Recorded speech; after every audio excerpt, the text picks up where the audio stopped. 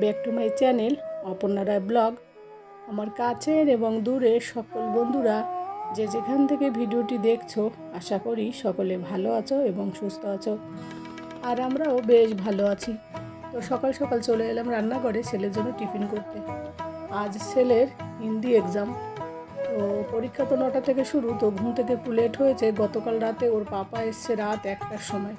তো রবিবারের দিন ডিউটি থাকে না, দুপুর অবধি থাকে, দুপুরের পরে বাড়ি চলে আসে, আর যায় না। কিন্তু কাল একটু বিশেষ কাজের জন্য বাইরে থেকে লোকজন এসেছিলো, মানে কৃষক ওদের অফিসের কাজের জন্য।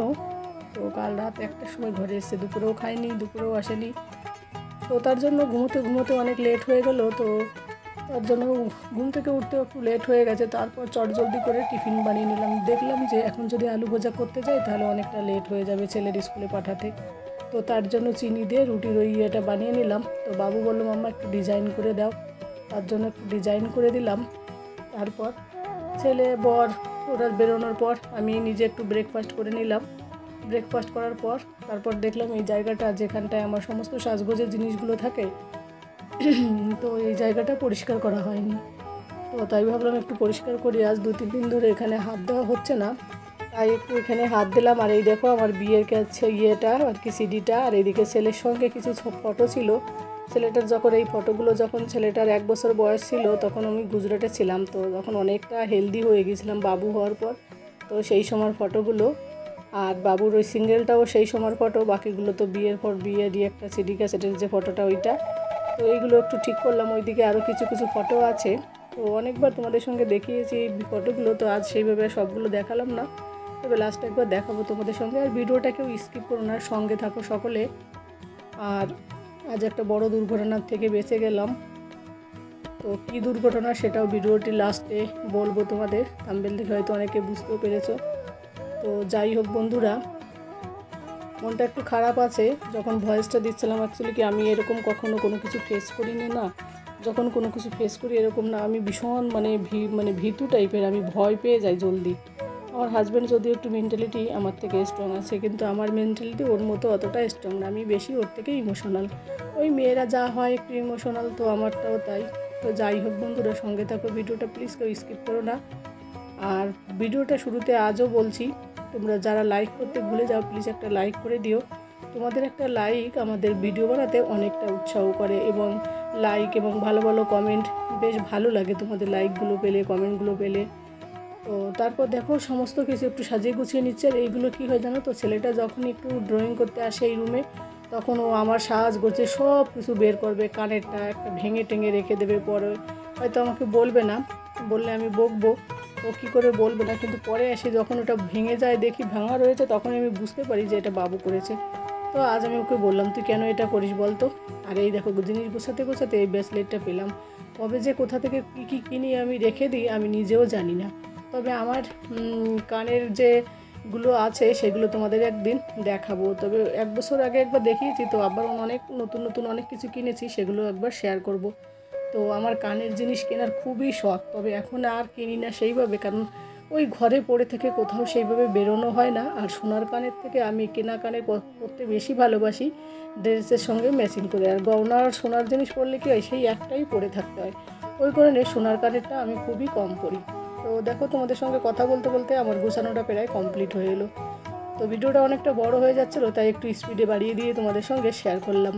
তো যাই হোক, আর ওইদিকে আবার ছেলের পরীক্ষা যেহেতু, তো ছেলেও চলে আসবে, জলদি জলদি রান্নাও কমপ্লিট করতে হবে আমার। ও আসার আগে রান্না কমপ্লিট করে নেব, তারপর ওকে আসার সঙ্গে সঙ্গে চান করিয়ে দেবো 10 মিনিট পর, কারণ ওর আসতে আসতে প্রায় 12:30-র বেশি বেজে যাবে।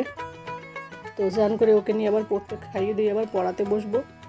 দুপুরবেলা আর ঘুম পাড়াবো না ছেলেকে আজ। তো যাই হোক, তখন দেখো বন্ধুরা সাজিয়ে নিয়েছি। এবার দেখো কত সুন্দর লাগছে। সব জিনিসগুলো সুন্দর করে পরিপাটি করে নিখুঁতভাবে যদি সাজানো যায় না, যে কোনো ঘর বাড়ি যে কোনো জায়গায় সুন্দর লাগে। তো যাই হোক, আর এটা আমি প্রথম বছর মানে আমার হাজব্যান্ডকে বিবাহবার্ষিকী এটা গিফট করেছিলাম। আমি ওকে গিফট করা মানে কি দুজনের সঙ্গেই থাকা, আমাদের দুজনের 1 বছরের যত স্মৃতি ছিল ওই ফটোটায় ক্যামেরা বন্দি করে, তখন গুজরাটে ছিলাম, তো ওই ফটোটা তখন ওকে আমি গিফট করেছিলাম। তো আর মাঝখানে এইদিকে সাদা শাড়ি পরা, ওটা আমার শাশুড়ি মা। তো যাই হোক বন্ধুরা, সাজানো গোছানো হয়ে গেল, এবার রান্না করে যাব। সেরকম কিছু রান্না করবো না, এর আগের দিন মশলাপাতি খাওয়া হয়েছে, তো আবার একটু চিকেনও রয়েছে। ছেলে তো চিকেনে হয়ে যাবে। তো ওর পাপার জন্য একটা আলু আর একটা কলা দিয়ে একটু মাছের ঝোল করব। আর একটু উপর দিয়ে দেখো ধনের পাতা দিয়ে দিয়েছে। আর একটু মিষ্টি কুমড়ো ছিল, মিষ্টি কুমড়োটা ভেজে দেবো। ও না বেশি সেরকম তো খায় না, অল্প অল্প করেই সবজি খায়, সবজি খুব কম খায়। যাই হোক, তো এসে গেছে কথা বলতে বলতে, ছেলেকেও চান করে দিয়েছে। ছেলে ওইদিকে খেতে বসছে, ও সুপার ওই সাইডে বসেছে চিকেন নিয়ে, ওটা শেয়ার করলাম না। আর এইদিকে হাজব্যান্ড বসেছে। আর চিকেন থাকলে রান্না করলে সানডেতে ওকে মন্ডেতেও দিতে হবে, এই রাখতেই হবে। তো যাই হোক, এটা ছিল দুপুরের মেনু। তবে আমি দুপুরের মেনুতে কী খেয়েছি সেটা তোমাদের সঙ্গে শেয়ার করব। তো যে দুর্ঘটনাটা ঘটেছিল বাবুকে স্কুলে দিয়ে ওর পাপা যখন ঘরে এলো, ঘর থেকে বেরিয়ে যাওয়ার পথে হয়েছিল। তো তারপর তো মনটা একটু খারাপও ছিল। ও যখন দুপুরে ঘরে এলো, ওকে দেখে আমার মাথা পুরো একদম ঘুরে যাচ্ছিল। যাই হোক, তারপরে এই দেখো আমার দুপুরবেলার খাবার, একটা অ্যাপেল কেটে নিয়েছি। অ্যাপেলের মধ্যে বাড়িতে বানানো দই, বাড়িতেই বানিয়েছি আমি দইটা, যাতে টকটা কম হয়। এটা দিয়ে মিক্সিতে গ্রাইন্ড করব, কারণ একসঙ্গে যদি সবগুলো দিই তাহলে মিক্সিতে ধরবে না, ওই কারণে অল্প অল্প করে গ্রাইন্ড করলাম। এই দেখো অ্যাপেলটাকে গ্রাইন্ড করেছি। আর এইদিকে কিছু মানে কি বলবো, পামকিন সিড, চিয়া সিড আর ফ্ল্যাক্স সিড, এগুলো দিয়ে রেখেছি। আর এদিকে আমন্ড বাদাম আর ওটস দিয়ে ভালো করে একটা স্মুদি বানিয়েছি। আর এই স্মুদি খেতে আমার এতটা ভালো লাগে, আমি কি বলবো। আমাকে যদি প্রতিদিন স্মুদি খেতে দেয় না, আমি জীবনেও ভাত খাবো না। আমার এতটা প্রিয়, এতটা ভালো লাগে স্মুদি খেতে, কখনো মানে বোরিং লাগে না। তো দুপুরবেলা আজকের লাঞ্চে আমার এই ওটস স্মুদি অ্যাপেল, তো এটা শরীরের জন্য বেশ ভালো। তো আমারও খেতে ভালো লাগে। ইদানিংকাল ওয়েটটা প্রচুর বেড়ে গেছে, আর ওয়েট বাড়লেই আমার কোমর ব্যথা হবে। তো এই হচ্ছে আমার সমস্যা, ওই জন্য ওয়েট একটুখানি বেড়ে গেছে। তো এখন একটু বেশি করে ডায়েট করে গরমের সময় কমাতে হবে। শীতের সময় না ওয়েট আমার বেড়ে যায়, গরমের সময় আবার ঠিক থাকে। তো যাই হোক, তারপর সন্ধ্যাবেলা একটুখানি বাজারে গিয়েছিলাম। ওর পাপা আর যেতে পারবে না, ও অফিসে কাজে চাপে আছে। তো আমাকে বলে লেট হবে, তো একটু আলু নিয়ে এলাম, কারণ ছেলেকে আবার সকালবেলা আলু ভাজা দেবো, রুটি আলু ভাজা দেবো, ওই কারণে। আর একটু কিছু সবজি নিয়ে এলাম। ঘরে কোনো সবজিই ছিল না জানো তো, যা ছিল তাই আজ রান্না করেছি।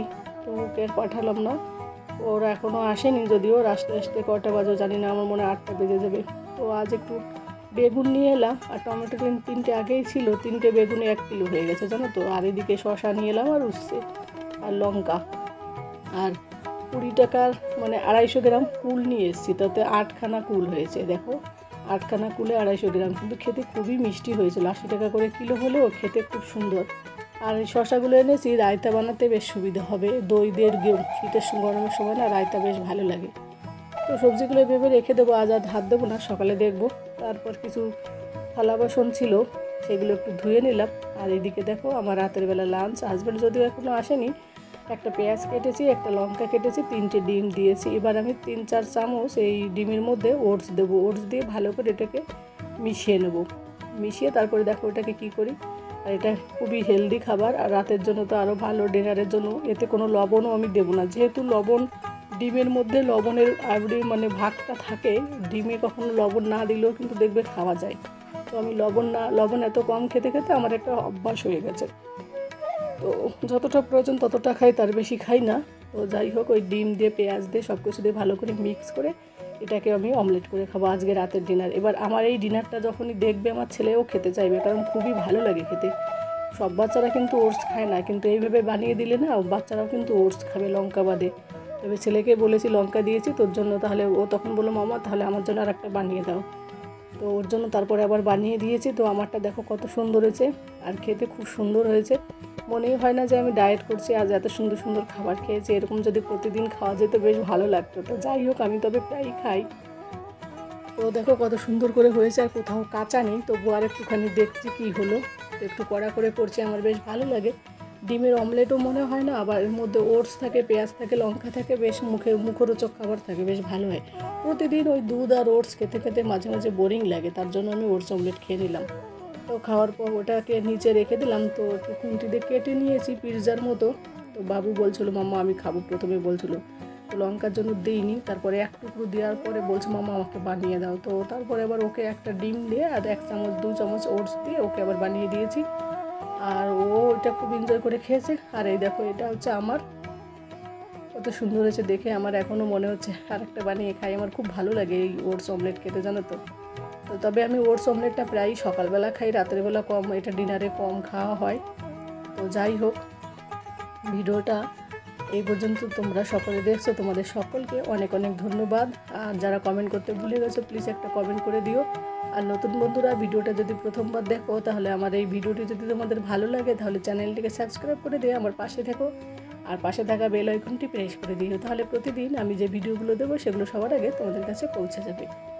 তো যাই হোক বন্ধুরা, ছেলের জন্য এই দেখো করা হয়ে গেছে, এখন ছেলেকে খেতে দেবো। তো বাকিটা তোমাদের সঙ্গে আসছি ফিরে। তো বন্ধুরা, হাজব্যান্ড আজ অ্যাক্সিডেন্ট করেছে। ও স্কুটি যখন চালাচ্ছিল না, যাওয়ার পথে একটা স্কুটির ধাক্কা দিল, তো পড়ে গেছে, হাতে অনেকটা লেগেছিল। তো যাই হোক বন্ধুরা, সবাই প্রার্থনা করো যেন জলদি সুস্থ হয়ে যায়। তবে খুব একটা জোর লাগেনি, কিন্তু যেটুকুনি লেগেছে প্রচুর লেগেছে, হাতে পায়ে দুটো জায়গায় লেগেছে। যাই হোক বন্ধুরা, সকলে ভালো থাকো, সুস্থ থাকো, সাবধানে থাকো। আজ এই পর্যন্ত, টাটা, গুড নাইট।